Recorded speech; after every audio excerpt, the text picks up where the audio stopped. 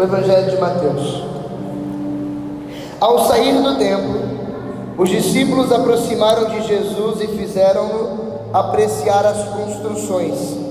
Jesus, porém, respondeu-lhes: vede todos esses edifícios?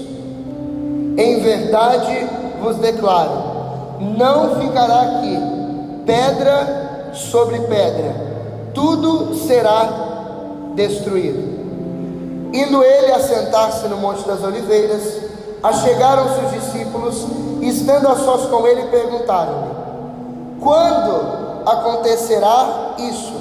E qual será o sinal da tua volta e do fim do mundo? Jesus respondeu: cuidai para que ninguém vos seduza. Olha para mim, que eu sou lindo. Obrigado. Preste atenção. Cuidado para que ninguém vos seduza. Todos juntos. Cuidado. É fácil. Cuidado para que ninguém vos seduza. Todo mundo. Continua o versículo 5: muitos virão em meu nome dizendo: sou eu o Cristo, e seduzirão a muitos. Ouvides falar de guerras e de rumores de guerra. Atenção, isso não vos perturbe, porque é preciso que isso aconteça, mas ainda não será o fim. Diga amém. Irá levantar-se nação contra nação, reino contra reino. Haverá fome, peste e grandes desgraças em diversos lugares. Tudo isso é apenas o início das dores. Então sereis entregues aos tormentos, sereis mortos, sereis por minha causa objetos de ódio para todas as nações. Diga para quem está do seu lado: forte. Não, você não trouxe a Bíblia e não abre a boca. Abre a sua boca. Diga para quem está do seu lado: forte. Eu vou de novo, Padre. O povo não trouxe a boca. Eu vou de novo. Tudo isso será apenas o início das dores. Então sereis entregues aos tormentos, sereis mortos por minha causa, sereis objetos de ódio por todas as nações. Diga para quem está do seu lado: forte. Muitos sucumbirão, serão traídos mutuamente e mutuamente se odiarão. Irão levantar-se muitos falsos profetas e seduzirão a muitos. E ante o progresso crescente da iniquidade, a fé, a caridade de muitos esfriará. Entretanto, aquele que perseverar até o fim será...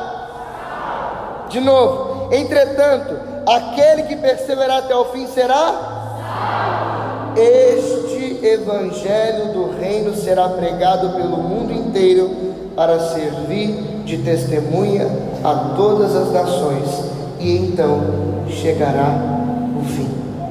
Palavra da salvação. Aplauda bem forte a palavra de Deus. Mais forte. Mais forte.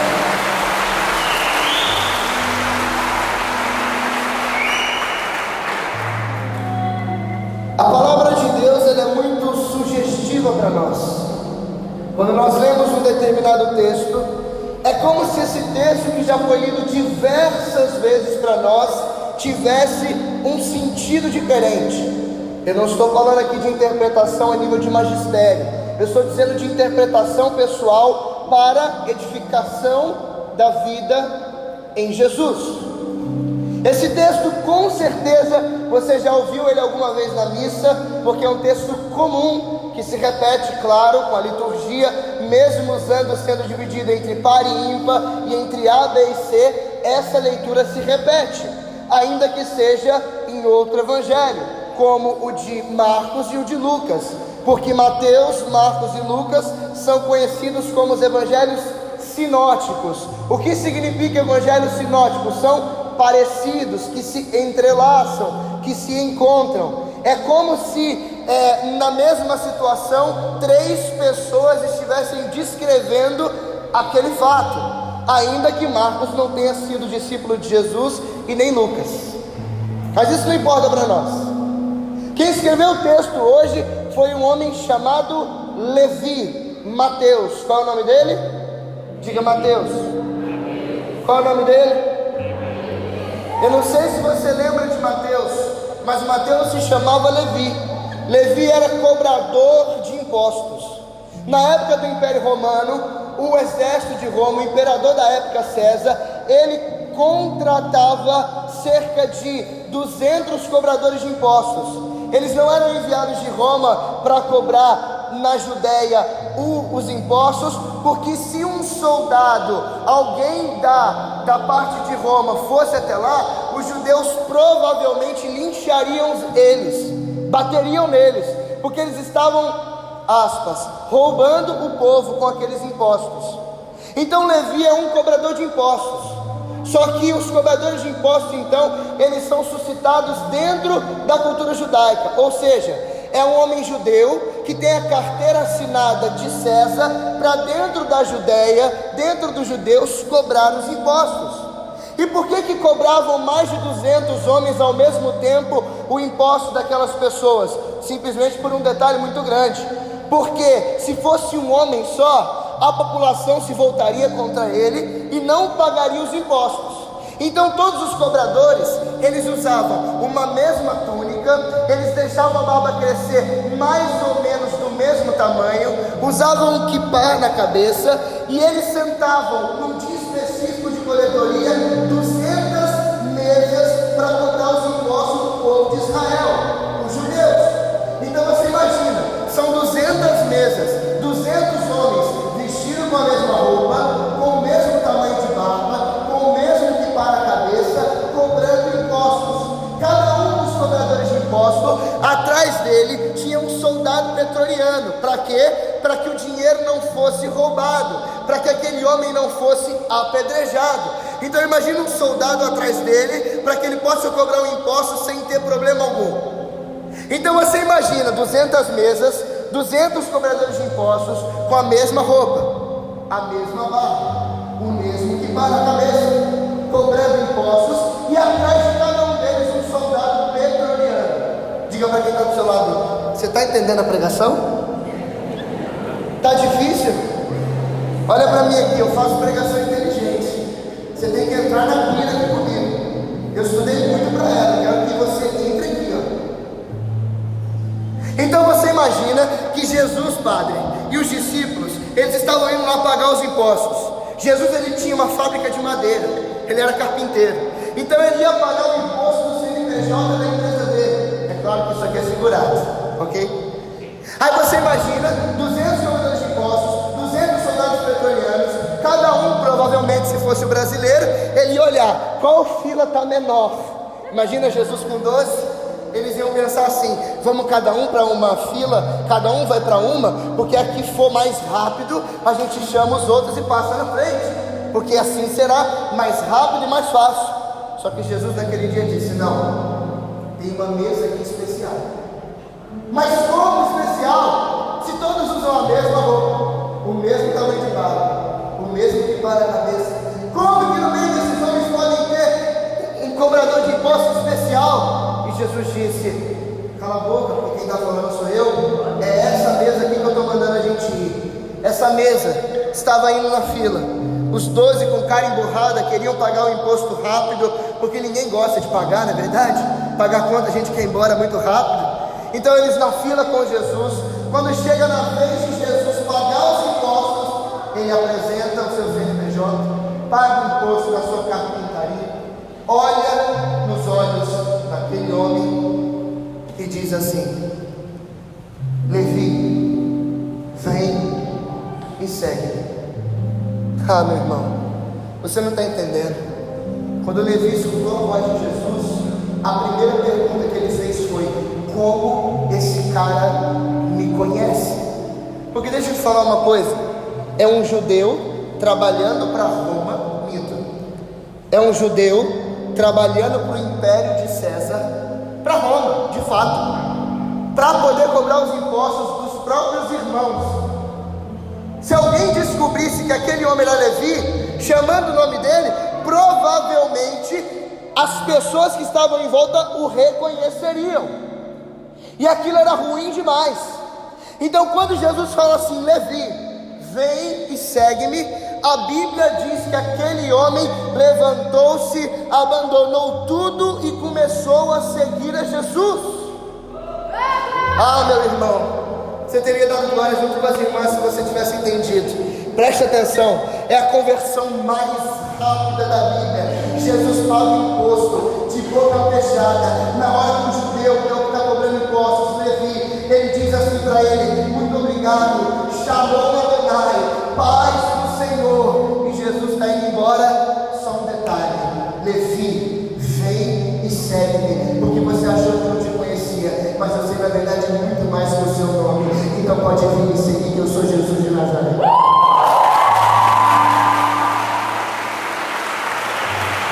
Ei, querido, a Bíblia diz que ele levantou e seguiu a Jesus. Ele não ficou parado onde ele estava. Quer que eu te prove com outro personagem? Zaqueu sobe na árvore. Lembra? Os cobradores de impostos. O mesmo. Vamos lá, me ajuda, gente, ó, para saber se vocês estão entendendo. O mesmo tamanho e o mesmo que para. Quando Jesus vai passar, Zaqueu era rico. Ele poderia comprar a casa que Jesus estava passando na rua e ficar no segundo andar para poder olhar. Por que Zaqueu sobe na árvore? A Bíblia quase diz que ele subiu na árvore porque ele era pequeno. Eu não acredito que é só isso. Eu acredito que na verdade Zaqueu queria ver Jesus passar, mas ele estava escondido. Porque se vissem aquele homem, poderiam reconhecer ele que ele era um cobrador de impostos, e com certeza a população apedrejaria aquele homem. Então quando Jesus está passando, quer que eu te prove isso? Quando Jesus está passando, ele olha e diz assim: Zaqueu! Meu Deus, ele sabe meu nome. A mesma roupa, a mesma túnica também, tudo bem. Vamos falar todo mundo túnica, então, beleza? A mesmo tamanho o mesmo que Parná. Quando Jesus olha e diz: Zaqueu, desce depressa, porque hoje eu vou ficar na sua casa. A primeira pergunta foi: como esse homem me conhece? A Bíblia diz que quando Zaqueu desce, ele já desce se justificando. Tudo que eu roubei, pelo amor de Deus, eu vou devolver 4 vezes mais. Então, por favor, não me dá, porque ele acabou de ser descoberto. Meu Deus. Diga para quem está do seu lado: você não está entendendo, meu irmão. Não. Diga para quem está do outro lado: meu irmão, abra a boca, diga: meu irmão, você não está entendendo, não? Atenção, sabe o que Jesus está querendo dizer? É que no meio da multidão, você é o Zaqueu, e hoje ele sabe o seu nome, e ele escolheu você.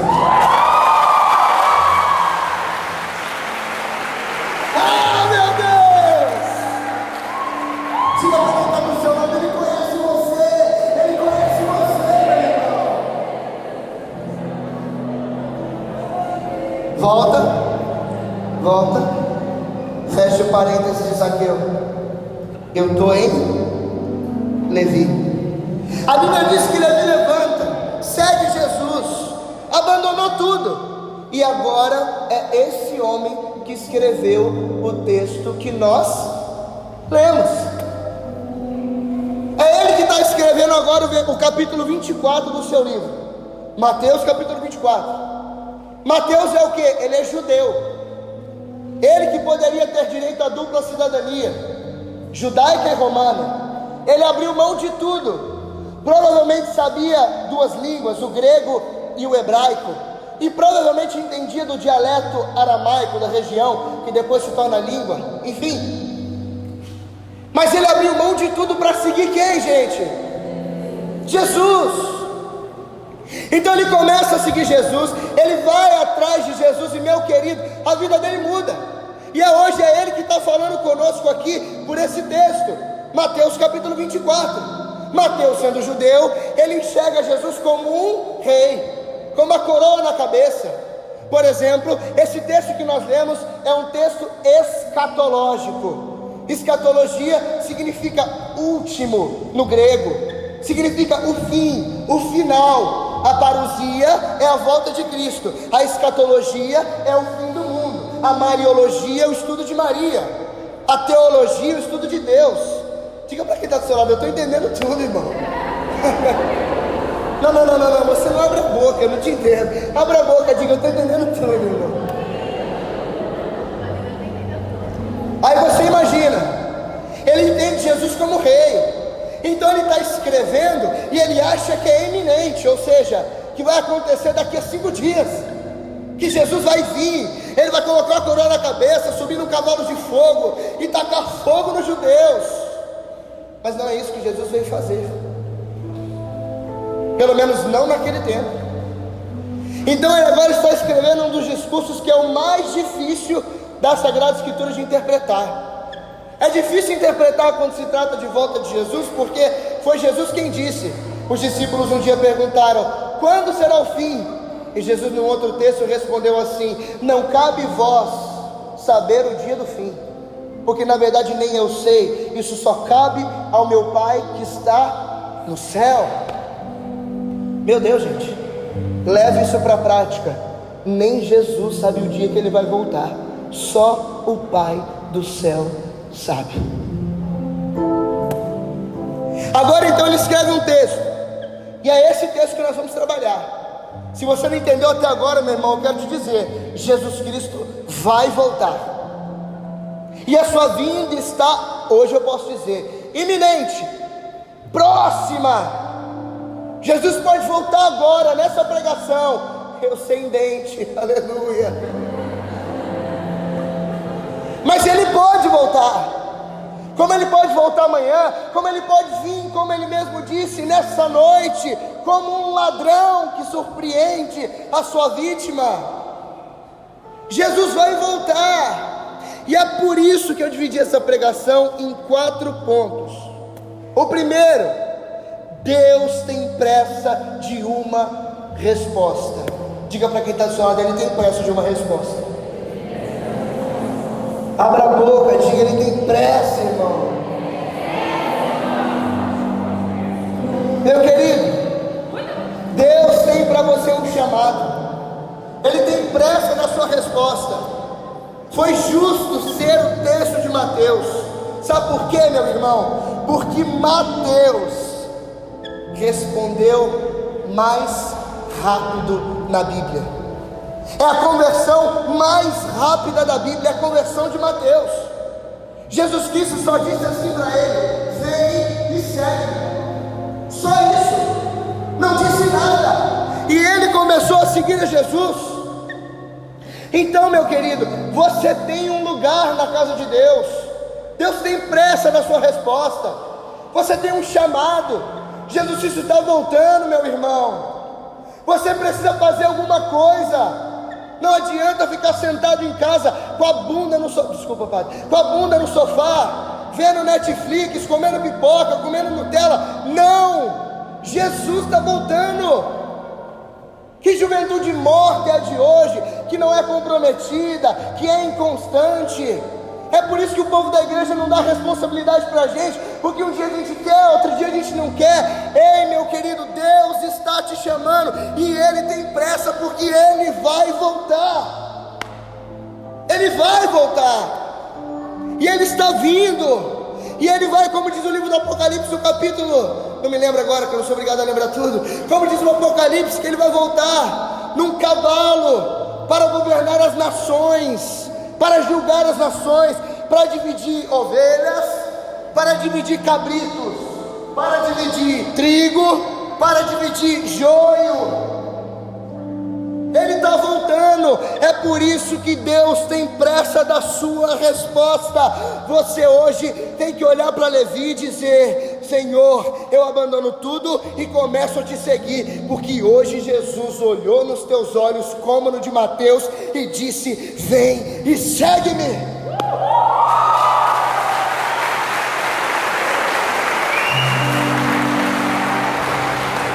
Deus tem pressa, meu irmão. Tem Tem muito trabalho na igreja. Tem muito trabalho. Vem, filho. Gente, eu tenho 23 anos. Eu estou há 5 anos na missão. Eu estou de férias. Deus tem tanta pressa que eu estou nas minhas férias. Eu vim pregar para você.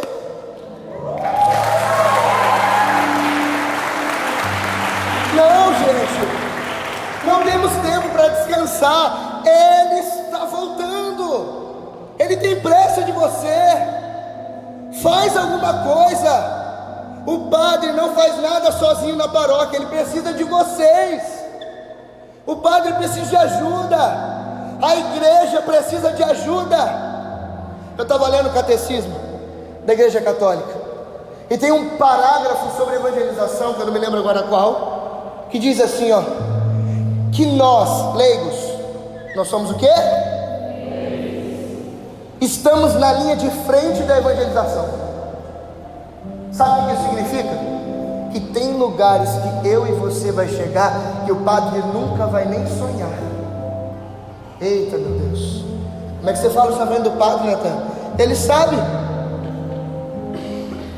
Tem lugares que eu e você chegamos que a igreja, na sua eclesiologia, como padre, bispos, cardeais, nunca vai chegar.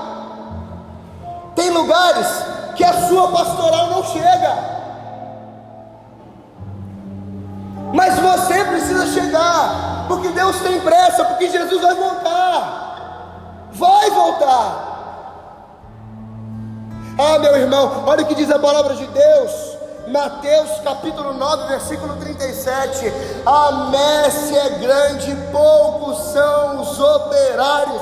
Deus nessa noite, Ele faz um chamado a você, como Ele fez para Levi, porque a messe é grande e os operários são poucos. Eu tenho certeza que no nome de Jesus, nessa igreja, em Lídice, perto de Rio Claro, perto de Angra, no Rio de Janeiro, vai se levantar operários para a vinha do Senhor.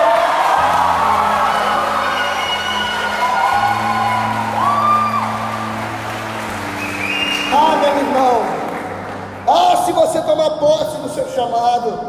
Ah, se você entender para que você foi chamado, meu irmão. Ah, meu irmão, Deus tem pressa. Deus tem pressa. Jesus está voltando. Quando os irmãos do grupo me mandaram uma passagem bíblica, eles disseram: irmão, Jesus está voltando. Eu falei: é nós, Ele está voltando. Ele está voltando. Até sem dente eu prego, aleluia. O Papa Leão XIII dizia que, esqueci, lembrei, que é por meio do homem que o homem deve conhecer o caminho da salvação. Eita. Diga para quem está na salvação, não está entendendo. Se eu tivesse entendido, você teria aplaudido. Então eu vou repetir. Papa Leão XIII, meu irmão, dizia: é por meio do homem que o homem deve conhecer o caminho da salvação. Demorou, não entendeu, vou repetir. Nossa Senhora, a senhora entende, né?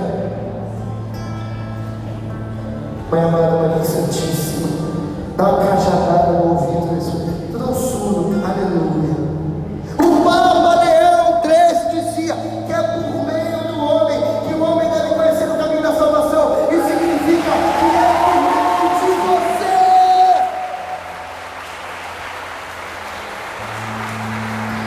Quem é o caminho da salvação? Jesus. Quem é o caminho da salvação? É por meio de você que os homens vão conhecer o caminho da salvação.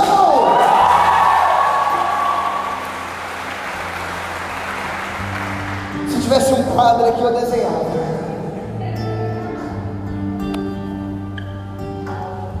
Ele tem pressa.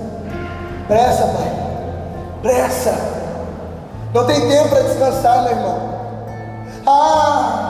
O meu sonho é ir para Disney, para Hollywood, para 25 5 de março em São Paulo. Meu sonho é para como é que é o nome daquela rua muito famosa lá nos Estados Unidos, sei lá, em Washington, não sei. Meu Deus. Oi? Não. Oi? Times Square. Ai, meu sonho é ir para Times Square. O meu sonho é conhecer um dia assim. Ai, meu Deus, meu querido. Sabe qual é o meu sonho? Salvar o máximo de almas para Deus e ganhar o mundo para Jesus. Esse é o meu sonho. Foi esse sonho que Deus colocou no coração de Mateus. O sonho de salvar almas, o sonho de ganhar almas para Deus, almas, porque Ele está voltando. Meu querido, de Santa Catarina de Sena, a conversão de uma alma é uma obra mais tremenda do que a da criação. São Francisco Xavier dizia: uma alma vale mais do que todos os tesouros da terra. Perguntaram para Santo Inácio de Loyola: se um dia você estiver com o pé para entrar no céu, Jesus já voltou, mas tem uma alma na terra precisando do seu auxílio, você entra no céu para ver a Deus ou volta? Ele disse: eu voltaria para salvar só uma alma.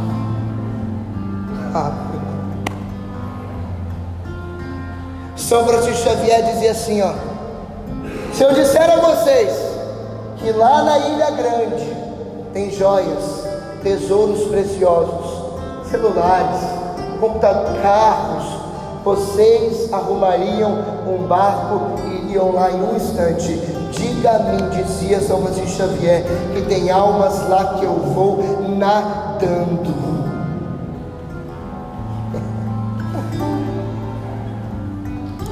Ele tem pressa. Ele está voltando. Primeiro ponto: Deus tem pressa de uma resposta.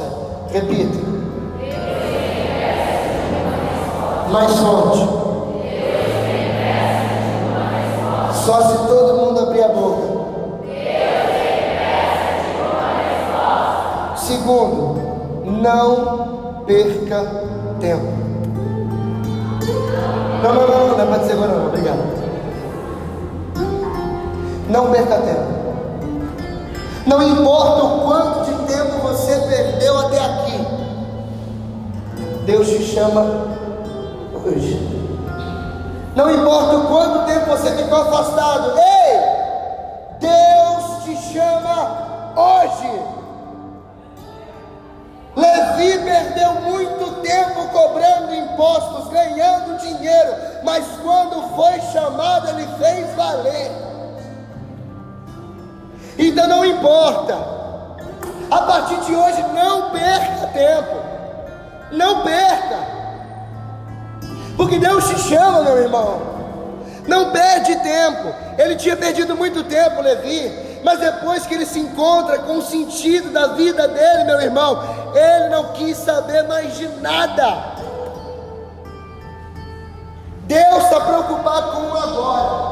O que você deixou para fora daquela porta não importa para Deus, porque Jesus não joga o seu passado na sua cara. Sabe por quê? Porque 2 Coríntios 5,17 diz que todo aquele que está em Cristo é uma nova criatura. Passou-se o que era velho, eis que tudo se fez novo. Ele não joga o seu passado na sua cara, porque a partir de hoje ele está escrevendo uma nova história.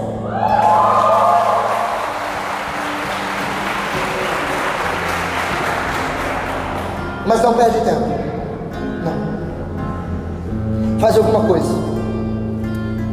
São Bernardo de Claraval dizia: todo tempo que nós não usamos para Deus é tempo perdido. Vou te contar uma história. Posso contar? Só se todo mundo disser que pode. Vocês querem que eu conte? Sim. Obrigado, vou contar. Vocês insistiram, né? No tempo do rei Henrique, não sei se é quarto ou quinto. Naquela época você sabe que os jogos eram feitos numa arena, como a arena dos Jogos Olímpicos, por exemplo. Um dia, o homem chegou para o rei e disse assim: rei, eu quero fazer um jogo inusitado. O rei disse: oh, vocês são o rei? Digam.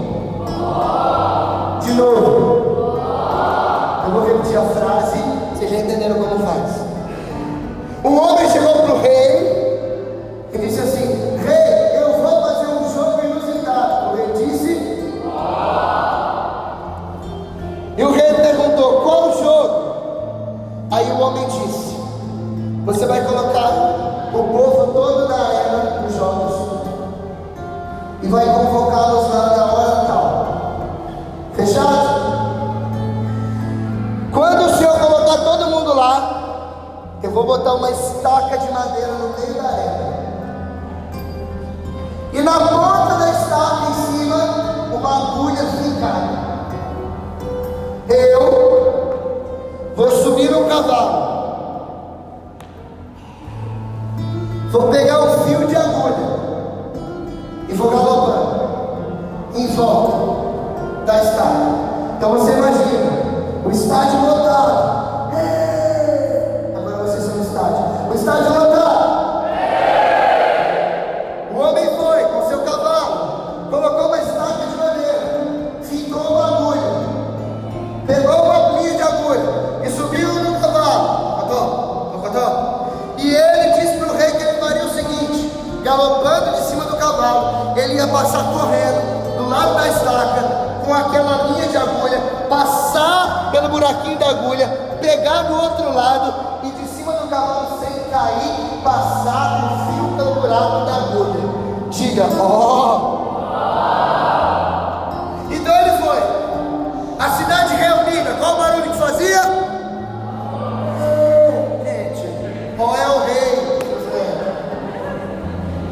E a cidade reunida em torno daquela arena, a estaca, a agulha, o homem com o cavalo, e a arena gritava dizendo: e quando o rei viu ele no cavalo, o rei disse: e ele foi galopando. Você acha que ele vai conseguir? Galopando. Você acha fácil fazer isso? Não sei se você já viu, né? Mas minha mãe, toda vez que vai costurar e eu estou em casa, ela fala: meu filho, passa aqui o negócio que eu estou dando para mim. As mãozinhas mete nos dedos aí que eu sei. Aí ele foi galopando. E o rei? E a galera? E ele foi, padre. E na hora que ele chegou do lado, ele passou o fio pelo buraco da agulha, pegou do outro lado e sem cair continuou. Mocotó, mocotó, mocotó. E a plateia foi uma loucura gritando. E o rei dizendo: acabou o jogo. Ele foi diante do rei. O rei se levantou da cadeira, chegou diante dele e disse: meu Deus, meu filho, quanta destreza, quanta habilidade, quanto tempo você demorou treinando para fazer isso? Ele olhou para o rei: demorei 15 anos trabalhando duro, acordava cedo, dormia tarde. Eu troquei de cavalo durante os anos mais de 3.000 vezes, porque os cavalos não aguentavam ficar o dia inteiro. Para você ter ideia, eu passei noite sem dormir. Tinha dia que eu nem comia, porque eu estava treinando. Porque no dia, galera, foi uma loucura. O rei disse: ó. E o rei: 15 anos. Ele disse: 15 anos da minha vida treinando todos os dias para realizar esse jogo com perfeição. O rei olhou para ele e disse: parabéns, disse o rei. Você perdeu 15 anos da sua vida fazendo esse jogo que não presta para nada. Então, 15 anos agora, você vai ficar no calabouço, porque em vez de estar me servindo, você estava treinando para um jogo ridículo. Detalhe: Jesus está voltando, sim ou não? Sim, sim ou não? Sim. Abra a boca, sim ou não? Sim. Será que quando ele chegar, ele vai dizer: quanto tempo perdido, você usou a sua vida inteira? Só que agora, não são 15 anos não, é uma eternidade afastado de mim para sempre no inferno? Meu Deus. Diga para quem está do seu lado: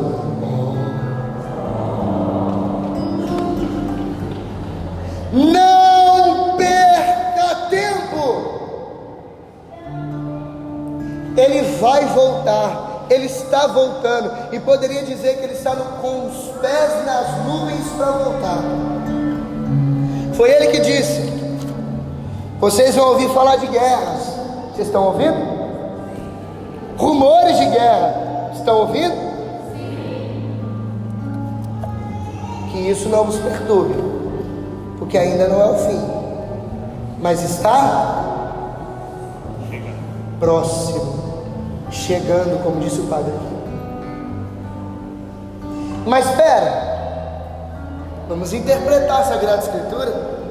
Eu comecei dizendo que ela é muito sugestiva. Um dia você interpreta uma coisa, outro dia outra. Há 100 anos atrás já estava tendo guerra. Por exemplo, a Primeira Guerra Mundial foi em qual ano? 1900 e? Já passaram quantos anos? 100 anos. 1914. Gente, eu perguntei porque eu também não sabia. Aleluia. A Segunda Guerra Mundial foi quando? Acho que 1958, é isso? Estou errado? 34? 39, o padre disse. E eu nasci em 43. E o padre nasceu em 40. Vamos aplaudir o padre Nang, gente.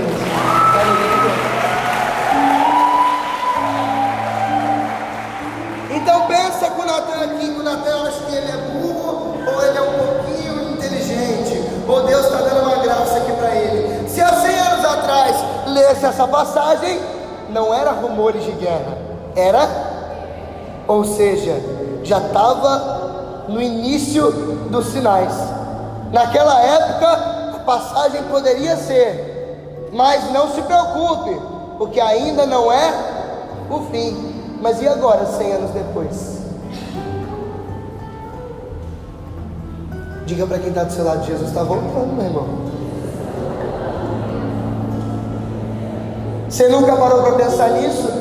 Você nunca leu isso na Bíblia? Você nem Bíblia trouxe para cá, por isso que você não leu. Diga para quem está do seu lado: seu muquirana. Diga para essa pessoa: muquirana.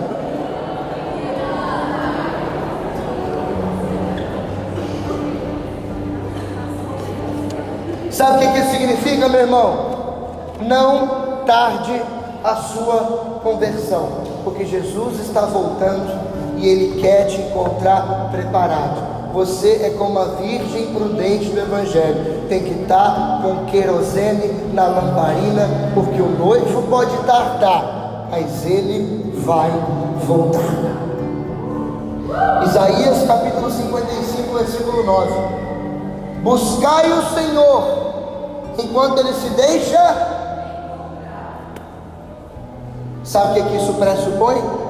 Que vai ter um dia que a gente vai procurar e não vai encontrar.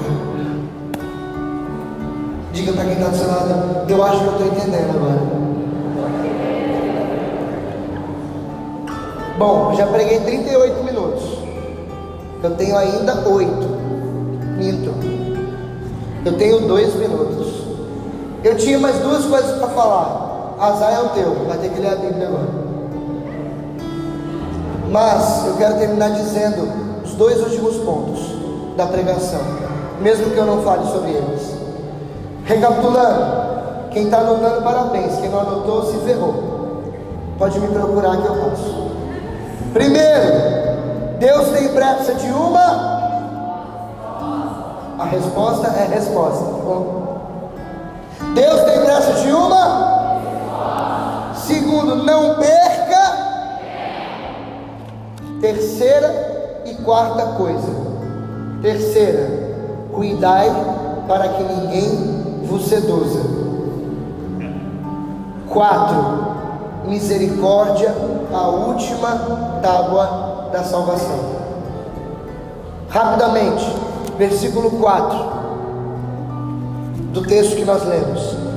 Respondendo Jesus: cuidado para que ninguém vos seduza. Você compreendeu isso? Sabe o que isso significa? Eu vou te explicar. Que tem alguém que está querendo te seduzir, e não é para as coisas de Deus, porque Jesus está advertindo: cuidado, cuidado. Ele está chamando a atenção: cuidado, 2 pontos. Com o quê? Porque muitas pessoas vão querer seduzir você. Ele continua dizendo, versículo 5 de 24 do Evangelho de Mateus: muitos chegarão dizendo: eu sou Cristo, e não serão. Mateus capítulo 24, versículo 24: porque se levantarão falsos profetas e falsos cristos, que farão milagres a ponto de seduzir até mesmo os eleitos. Olha o que diz a Sagrada Escritura em 2 Timóteo capítulo 3, versículo 1. Escuta, não precisa pegar não, olha para mim aqui, ó. 2 Timóteo 3:1. Nota bem o seguinte: nos últimos dias, hoje, nos últimos, haverá um período difícil. Os homens e mulheres se tornarão egoístas, avarentos, fanfarrões, soberbos, rebeldes aos pais, desalmados, desleais, caluniadores, devassos, cruéis, inimigos dos bons, traidores, insolentes, cegos de orgulho, amigos dos prazeres da carne e inimigos de Deus.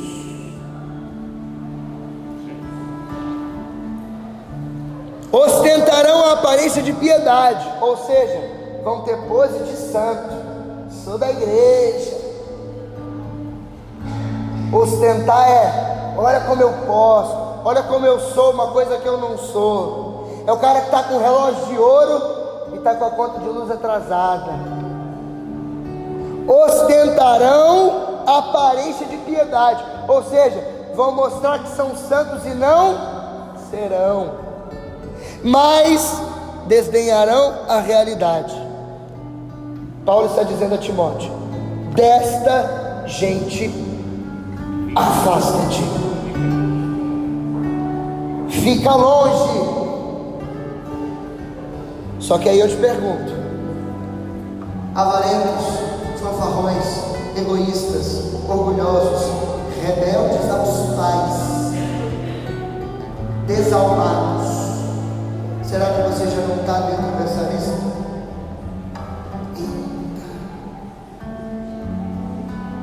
Beberrões,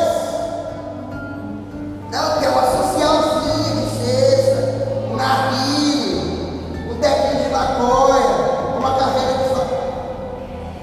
Toma vergonha, que ele está voltando.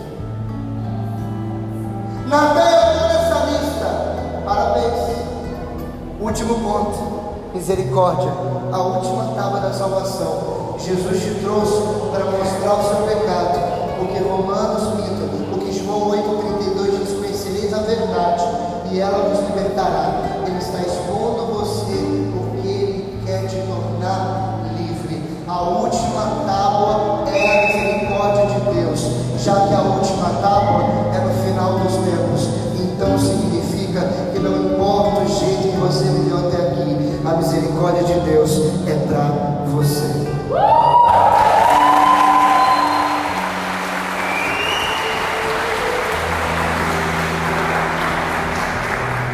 Nota de rodapé: misericórdia é só para quem está arrependido e quer mudar de vida. O padre Paulo Ricardo diz: não iluda as pessoas com a palavra misericórdia se elas não querem mudar de vida. Tem que mudar de vida. Levíticos capítulo 19, versículo 1: sede santos, porque eu sou santo. Hebreus capítulo 12, versículo 14: procurai a paz com todos e a santidade, porque sem ela ninguém pode ver a Deus. E para terminar, venha para a missa, reze o terço, ame a sua família. Jovem, obedeça os seus pais. Mais velhos, não sejam orgulhosos. Vocês em casa não têm sempre a razão, não. Se o seu filho não tem coragem de dizer, abaixa a bola, grita menos, testemunha primeiro, porque ele só está rebelde porque você é rebelde também. Ele fala palavrão porque te vê falando.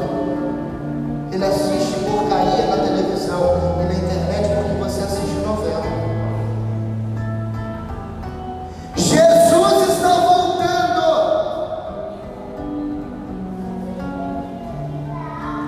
mas a misericórdia é a última etapa. Santa Faustina, sabe? Tem como para nós. Eu tenho uma outra pregação que eu chamo ela, padre, de Jesus tem predileção pelos pecadores. Sabe por quê? E eu termino com essa frase: porque a misericórdia não é um prêmio para os santos e para os justos, mas é um direito dos pecadores. A misericórdia é para mim e para você. Louvado seja o nome de nosso Senhor Jesus Cristo. Louvado seja nosso Senhor Jesus Cristo.